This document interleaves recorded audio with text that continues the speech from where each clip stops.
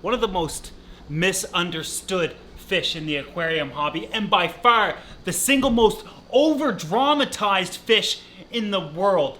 The first fish that I ever kept in my hobby 20 years ago. Today, we move the pack, the absolute pack of red belly piranha to their final home. But first, I gotta do a quick update. So first and foremost, the aquarium is a little bit cloudy, and that's simply because, as you've seen in the previous videos, adding in all of this cycled media that's already established, it lets off a little bit of detritus. We went ahead and added in some activated carbon just to clear the tank up, because obviously it needs a little polishing. And then these are fully cycled biological sponges, or mechanical sponges, but in this purpose we're using them for both. They're already seeded with plenty of beneficial bacteria, nitrosomonas as well as nitrobacter.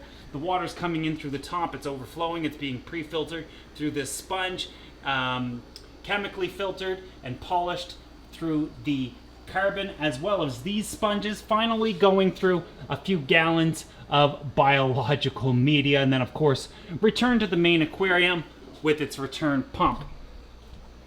Mind you, what you guys really want to hear about and what you guys really want to talk about is the differences in what we are looking at now compared to when we started. See the lights coming down as beams? I think that is so sexy. Yeah, this tank is so gorgeous.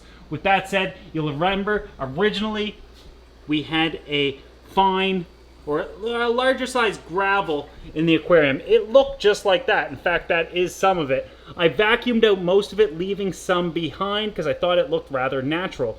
Then of course added in the sand, and that's kind of what is making it look a little cloudy as well. Over the next few days or few weeks, that's going to change. You're also going to notice that in the corners is no longer silk or fake plants. We added in a mountain of Anubias Nana.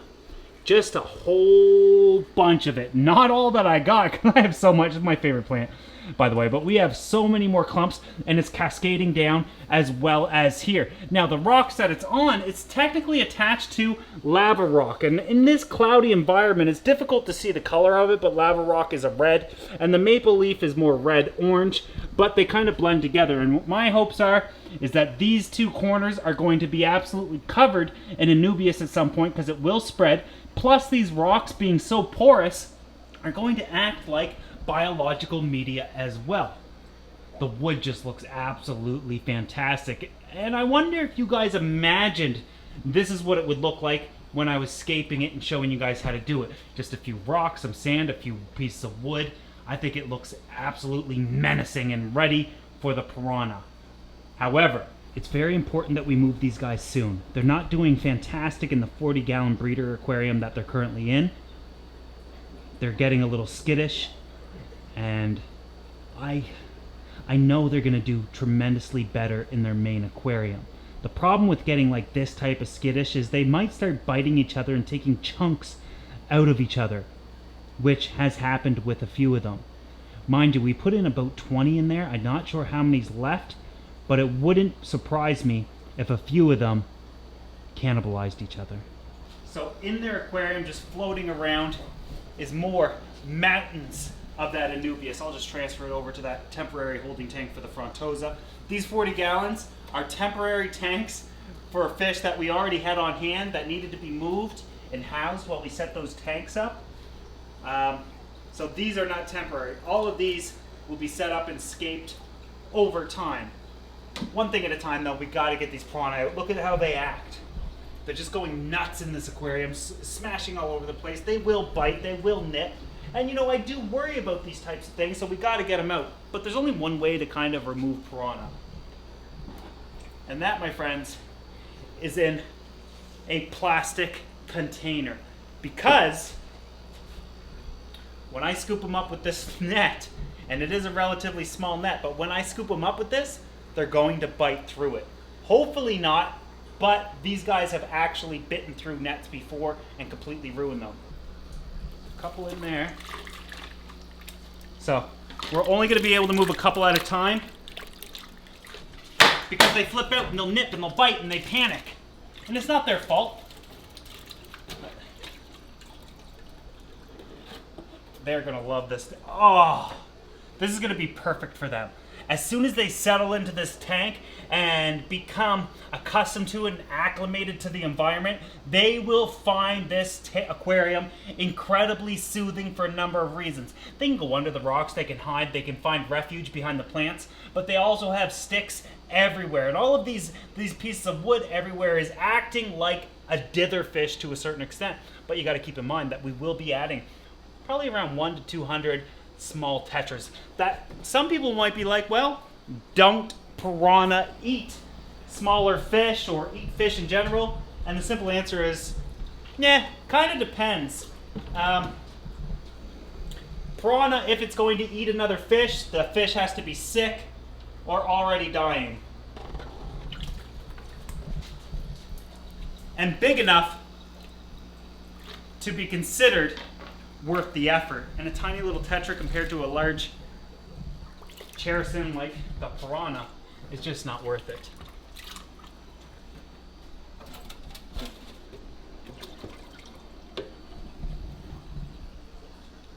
Yeah, these guys look great. They're going to grow out. They're going to have a massive growth spurt in here, and all of their fins are going to heal. Piranhas by nature at a small size are fin nippers and scale scrapers. They'll go after another fish's fins. You need to put some water in that.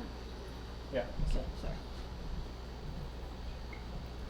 As well as their scales. They'll literally try to rip the scales off another fish. Yeah, I can feel them biting the net. Nice, healthy size. These would be sold as medium sized, even though a piranha could potentially get up to a foot in length. They do find safety in numbers though, and you can see they're just kind of trying to hug each other, lay down together, and be together. But look at them just hide. We give this tank 24 to 48 hours, which once we add everybody in, the video is going to cut off and then we'll come back to it. But once we give them that time, they'll be all throughout the aquarium. And then when we add in smaller tetras, which will act like dither fish for sure, which means that, as unfortunate as it sounds, but dither fish are more so smaller fish that act mindless. I'm like selecting 2 at a time no matter what. And no matter what goes on in an aquarium, even with, you know, moving around them or whatever, dither fish keep continuously acting normal,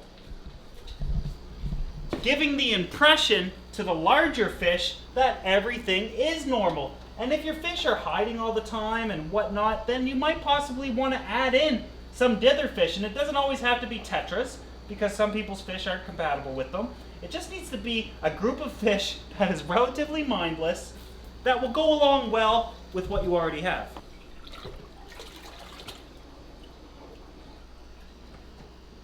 Alright, so there's 18 in there. Let's give them 24 hours to settle in. I'm gonna shut the lights off and we'll see what they're doing tomorrow.